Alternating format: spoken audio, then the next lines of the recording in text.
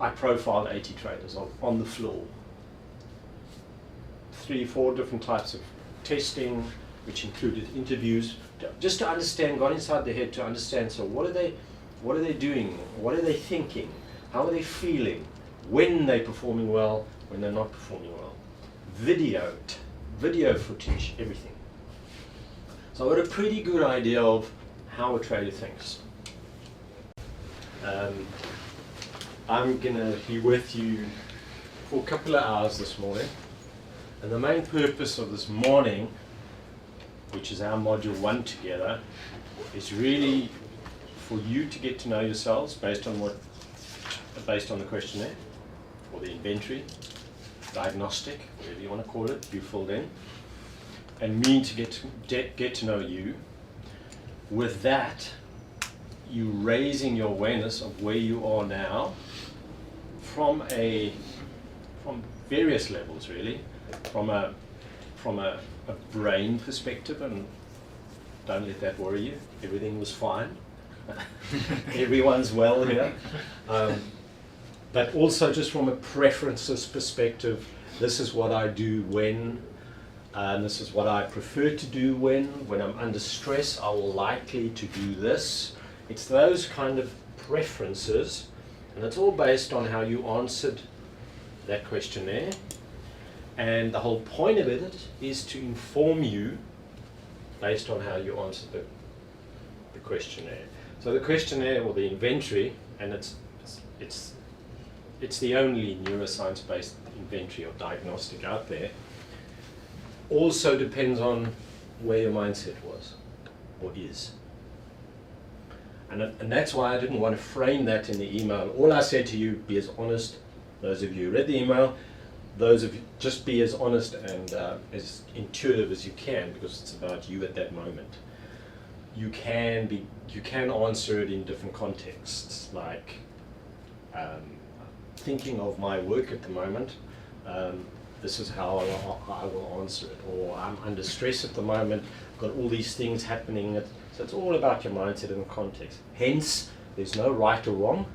There's simply a result or profile, as you'll see, and we're going to work with that and discuss that. No psychometric tool. Those of you who have done any before, have any of you done a psychometric test before? Yeah. Do you know which one? Is it Hogan something? Hogan. Hogan House. Yeah. Hogan's, yeah. Popular one, good one.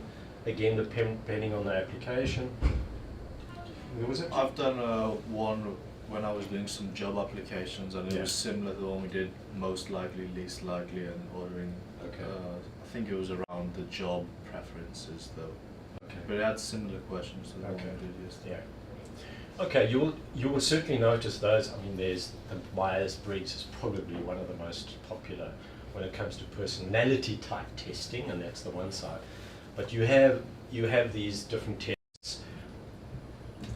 The main difference between this, as in this particular one, and the others is it's the type of questioning which is based not on personality type, either or, which we call bipolar. It's based on preferences in those situations, how you see yourself in those situations.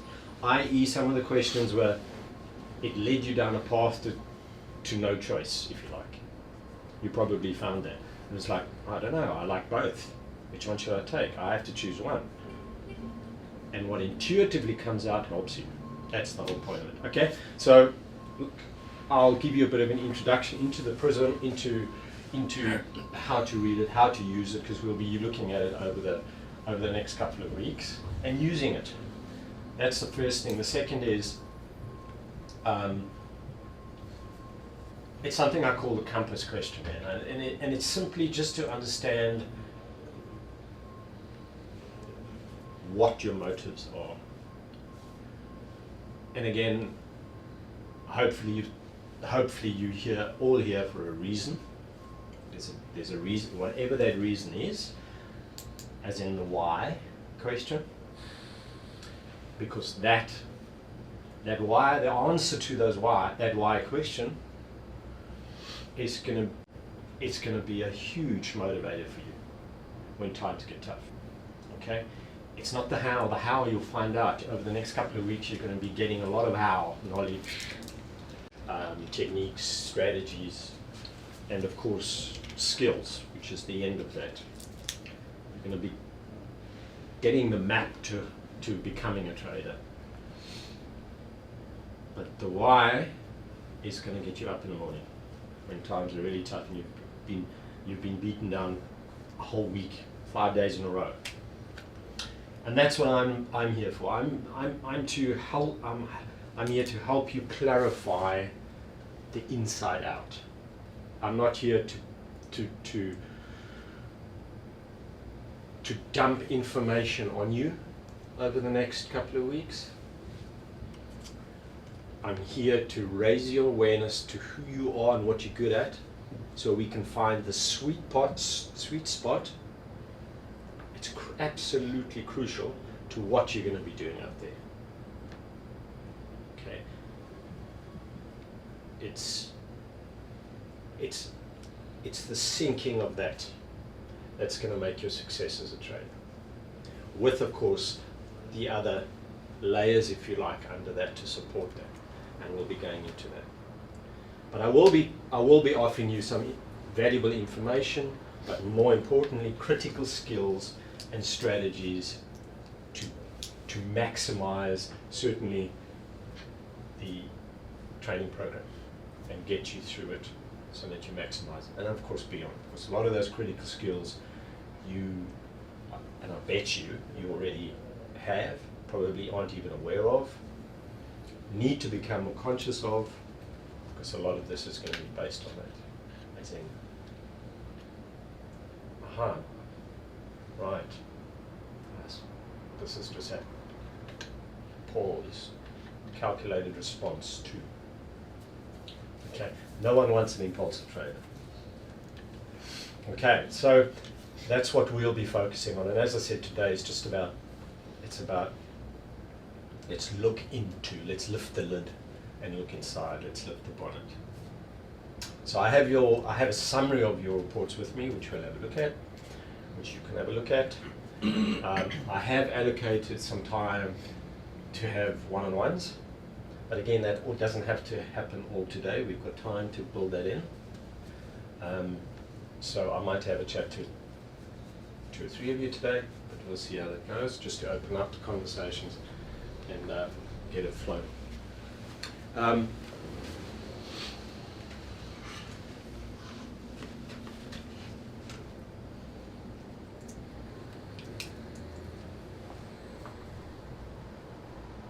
Excel is exactly that. It's how can, and this is what I do for a living, this is my background, this is what I'm trained in, is how can we take what's there, potential, and ignite it and use it, okay, to maximize capability and capacity. Many examples out there where you have the capability, you have an F1 car, but the driver doesn't bring the capacity that matches that capability, and vice versa. We've seen that this season, that's for sure. Take any professional athlete, those two don't match. So what we're trying to do is to raise the capacity and the capability. The capabilities you're going to be learning over the next couple of days. But if you guys don't have the capacity, if you come in here after the next 2 weeks and your energy levels are low, your state of mind is unresponsive, or your state is unresourceful, you're putting a lid on your potential. As you know from sport is such a great parallel to this, and I'll tell you a bit more about that later, but it's such a great parallel to a professional trader. Those are my two backgrounds, professional trader, professional sport, and the parallels are so close.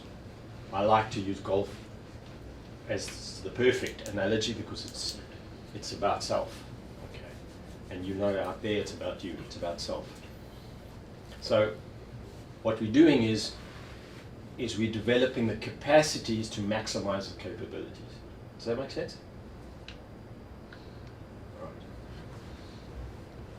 And the Excel program will help you do that, bring in some, like I said earlier on, information, skills, strategies, critical skills to help you do that and deal with some of the challenges and maximize your potential so that what you learn about today will help you over the next couple of days. I hope you can see this okay. Before we get to you, just so if you know who I am, just a brief snapshot. I like to call myself a student of learning and performance. In neuroscience, because it's ever changing. I don't think you can, certainly not as a consultant and coach, you can't say you qualified and that ends there. It doesn't happen. As you know, I mean, neuroscience is breaking grounds like we cannot believe, sports science, etc., etc. So it doesn't end, and I'm a nut for learning, which helps. So I pursue that as best I can. So I see myself as a student as far as that's concerned. In 2003, beginning of 2003, I was approached by three directors of back then certainly the largest prop firm in London. And at that stage, I was only working with professional athletes. I just arrived back from, into the UK from South Africa, and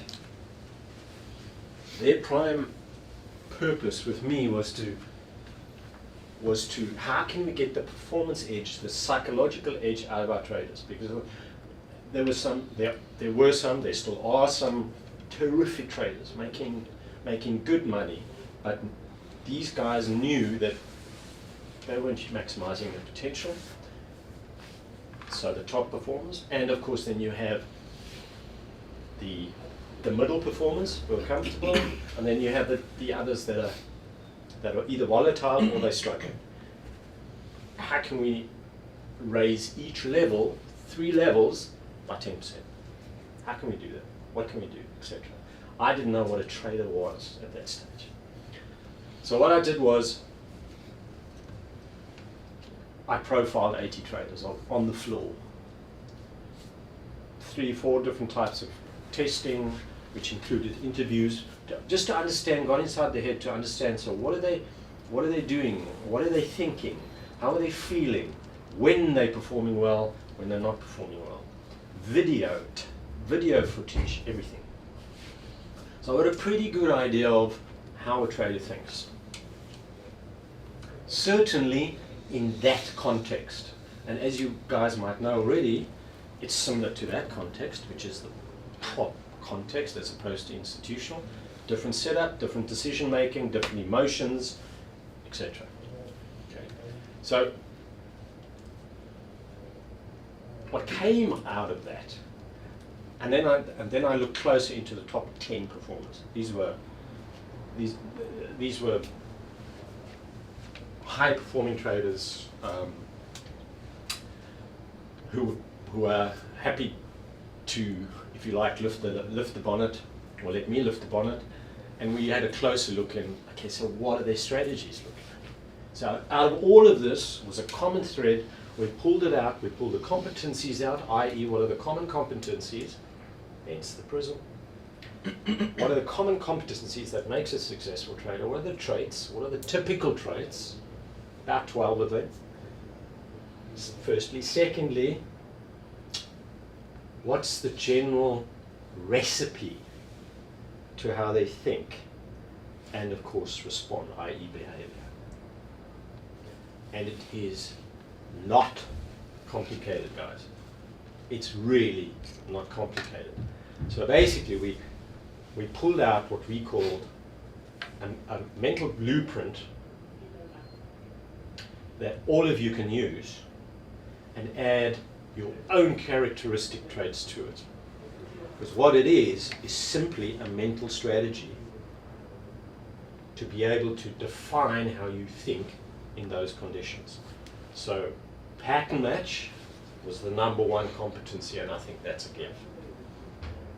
And you will get to know what that means more, but it's about taking That information and recognizing patterns, similarities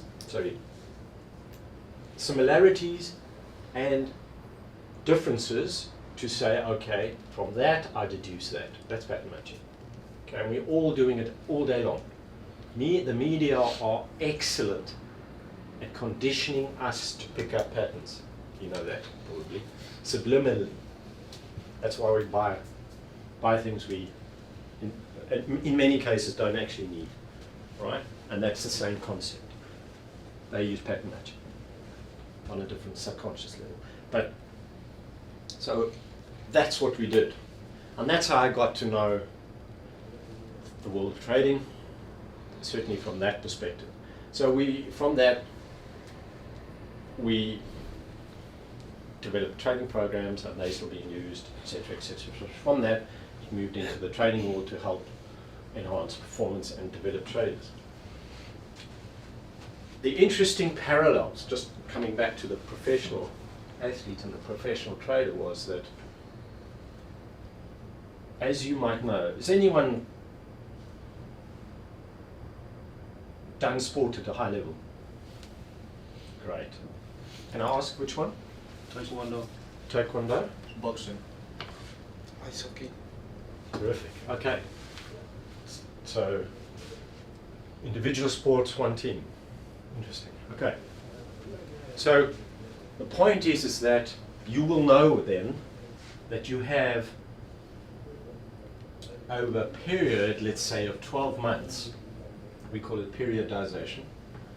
You have a training program that's broken down, and you have a pre-season, you have a competition season, you have a post-season, etc., etc. And generally, you're looking at about 70-30. Again, on average, you're looking at about 70% training preparation, 30% competition. Yeah, I would say more training and less. For you, for boxing? Less matches. Less matches. Okay, so more. All right. The other unfortunate stat is that if you look across the floor, and this particular prop firm back then had about 150 traders on that particular floor, 15% of them fell into that category. So what are the 75% doing? Unfortunately, most of them were walking in with the approach of, let's see what happens. So leaving it to chance. And from a performance perspective, that's the last frickin' thing you want to do, is leave competition or a opponent to chance. I coached on a tennis tour, and we had rituals, routines, down to the last couple of hours. So when that player walks onto the court, nothing is left to chance. Not even the last sip of water they take. Not even the last thought they have before they step onto the court. It's all prepped, all prepared. And that's what we call controlling the controllables. And there's no difference here to being a trader.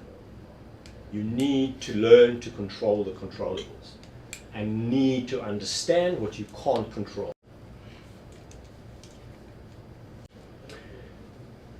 And it's very interesting how that came out in your profiles.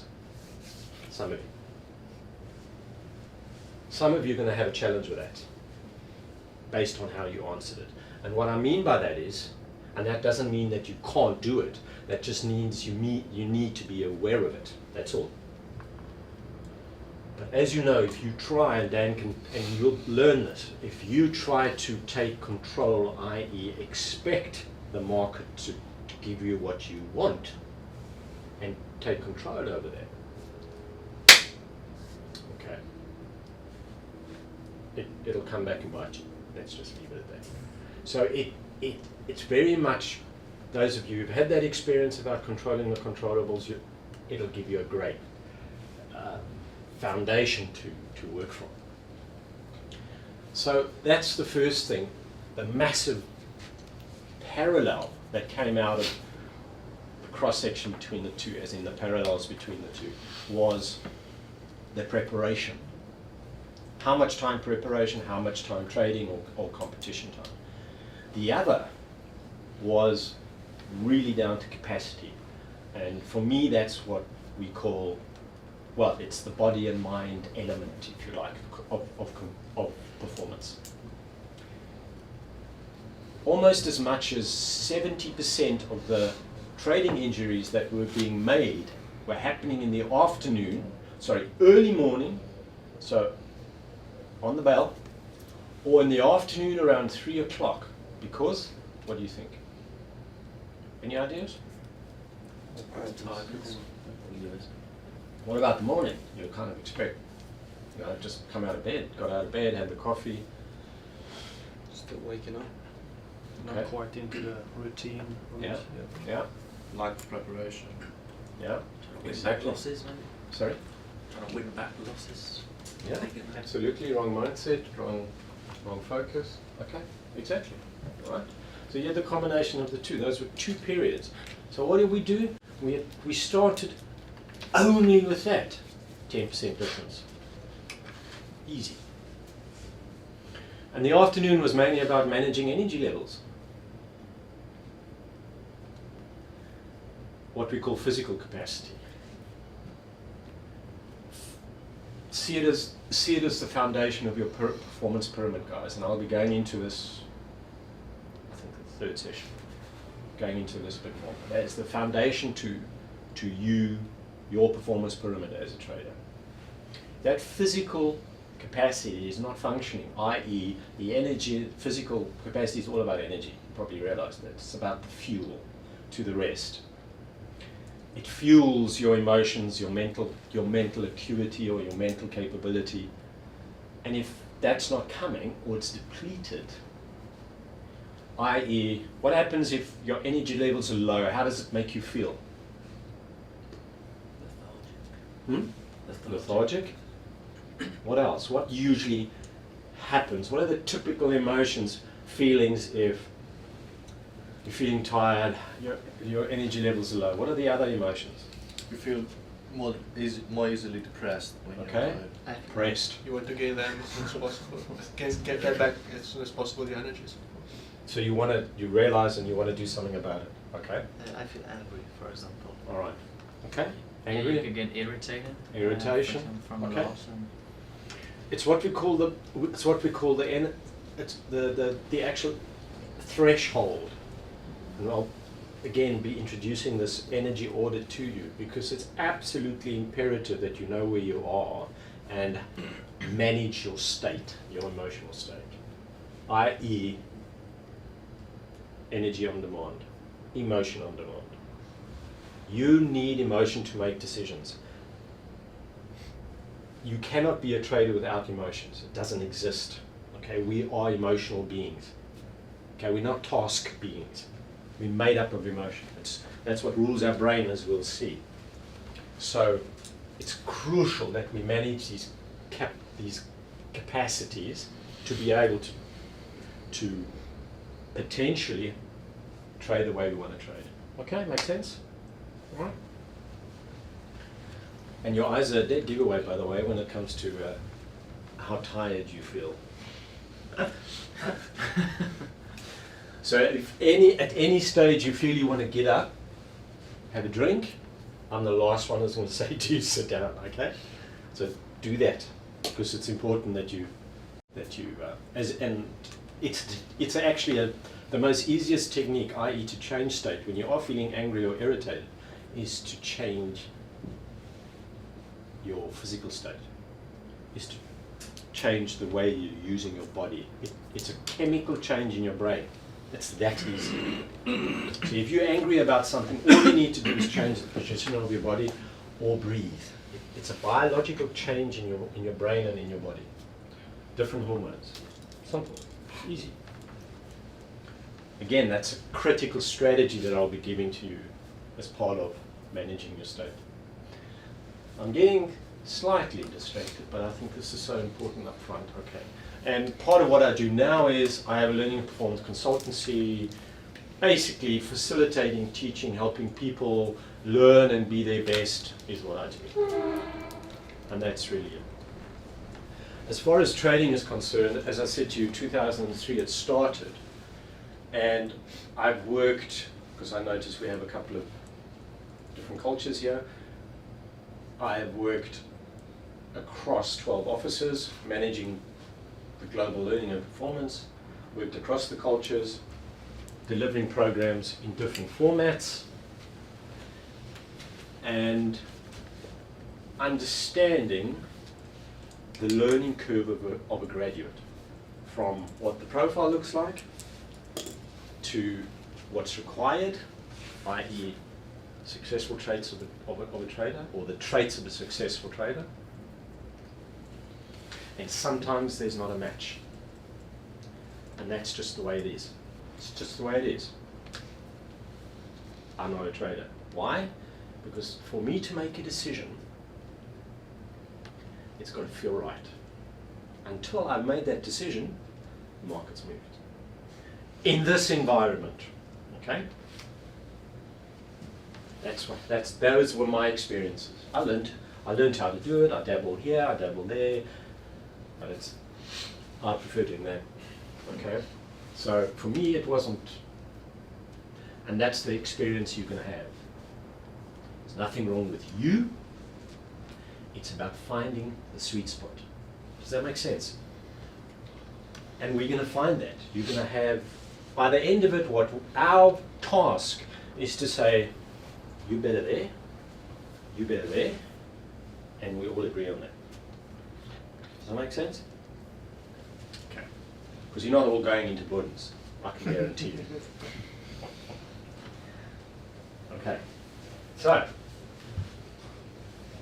any questions yet?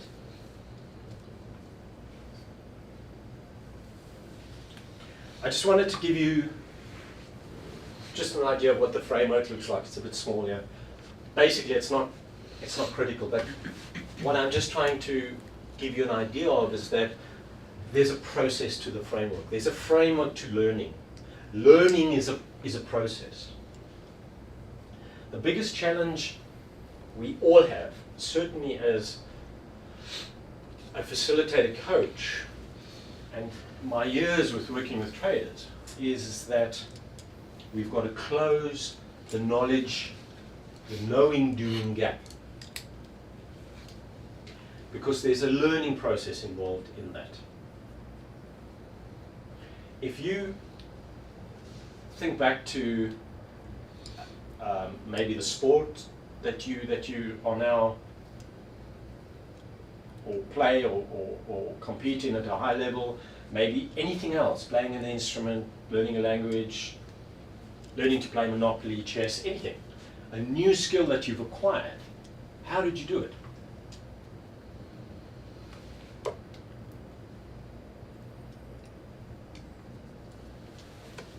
Practice, lots of practice. And there's not one answer here, by the way. There's not one answer. Lots of practice. And just say a bit more about that. Just help. Please say, if we can start, you know who I am. Okay, just so I can get to know your names. Just say your name Paul. and then Paul. Thanks, Paul. I'm just thinking of the course I did, looking at trading CFDs and lots and lots of information and things to think about and processes to follow. It's something you needed to actually do, so it became sort of natural rather than constantly going back and thinking about Okay, how you should do it. thank you. I would say, like, when you're learning something new, you look at somebody who knows how to do it, who's doing it, and you're trying to copy every move he's doing to see how he's doing it. Is that what you do? Is that Like, what you've done? I think first time when you learn to do boxing, you go see a boxing and you see why is he having this stance, why is he using this move, and you then try to do it yourself. Okay, great. So it's the first, that is the first, really the first step of learning is what we call experience. Okay, the experience of or demonstration in that case. Tell me your name quickly. Daniel. Daniel. Thanks. Ross. You were going to say, Ross, yeah? I would have just gone back to practice, just getting to know everything about what you're sort of investing in. Okay. So, if I can just throw a question at you there, Ross. Was your practicing outcome focused? Did you know what you had to do when? Or did you go there and just say, all right, I need to put the hours in? No, I'd say it was outcome focused. You're always Okay. just heading towards a goal.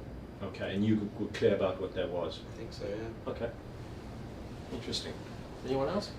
I always try to... Thomas. Thomas, yes. How do you know? I just picked up your accent. Ah, okay. Of course. And I guess. I always try to watch the people who know all these things which I wanted to know, to get to know, and I believe that for me this is the best way to learn new things. Okay. All right. So similar to what Daniel said. It's like that. Yes. Yeah. Exactly. Modeling.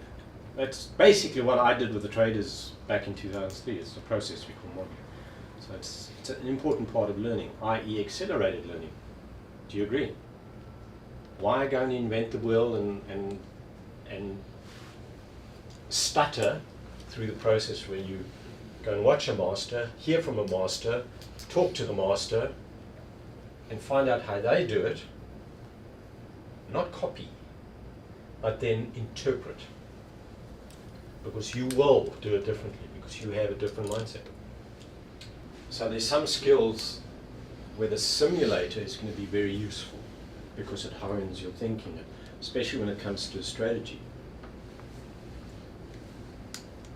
But there's no doubt about it, and the experience, or certainly the environmental change, and remember that, sorry, no, let's park that for, yes, I'll bring that in later. When the environment changes, you respond differently to it. And that's the difference between your simulated. It's like, take golf for instance, those of you who have hit a few balls. You go onto the driving range, you can hit balls all day long.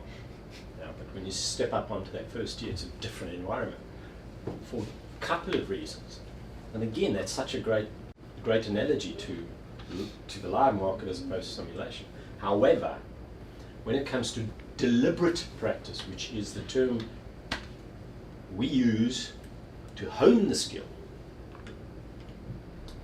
it's about being absolutely specific, outcome focused about what it is I need to do, and that depending where you are on your learning curve, you can use both. But it's about how you do that. But it's certainly an important transition that you're going to learn about. So this is just the framework I just wanted to introduce to you, because there is the investigation that we're doing, the prism, the compass, etc. Finding out about where you are now, getting to know yourself now, raising your self-awareness too, etc. This relates to the module we're actually going to be doing today. The Inspire is about, as you can see here, it's using the eyes. The Inspire is about adding information, new knowledge to what's already there. And it's actually 4 modules. I've integrated 2 into one. And very much about the learning process here, i.e. how can I use the knowledge newer knowledge that I'm acquiring? How can I implement it in the workplace? And that's here. So what we'll be doing is supporting the implementation of those strategies, critical skills, etc. Otherwise, it's purely an idea.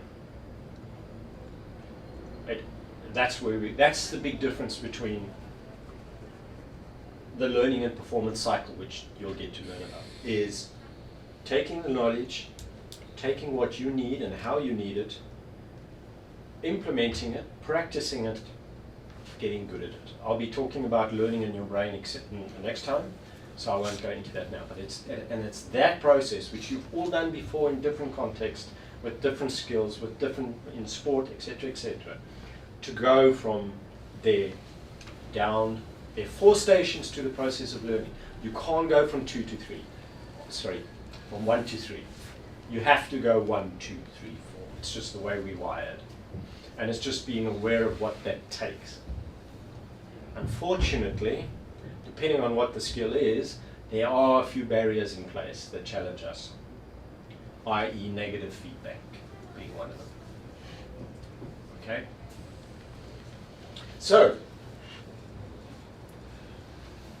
just a brief overview of what our forthcoming sessions look like.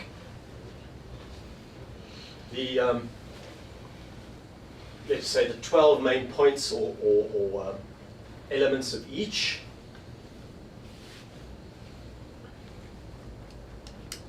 And from today till plus minus, it's about 4 weeks, 5 weeks, you will already have developed as a person and as a trader, I can guarantee you that. So there we'll be getting into the nitty-gritty of what you're already experiencing in the 4th module.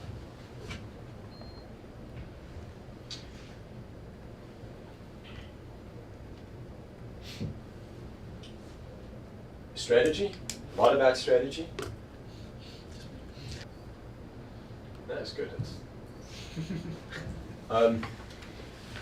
Strategy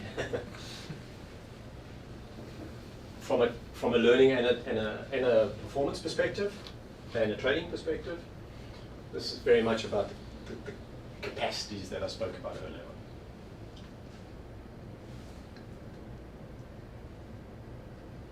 on. Okay.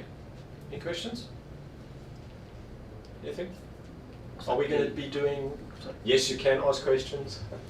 What does the PE stand for?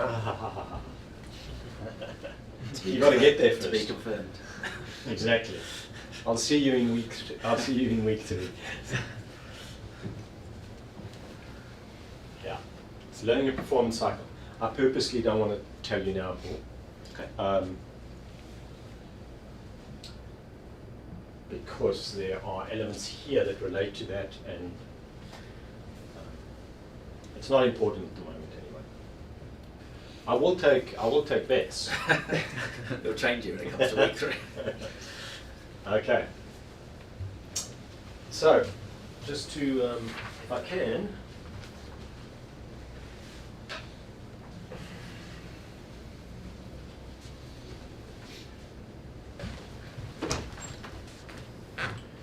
so we've got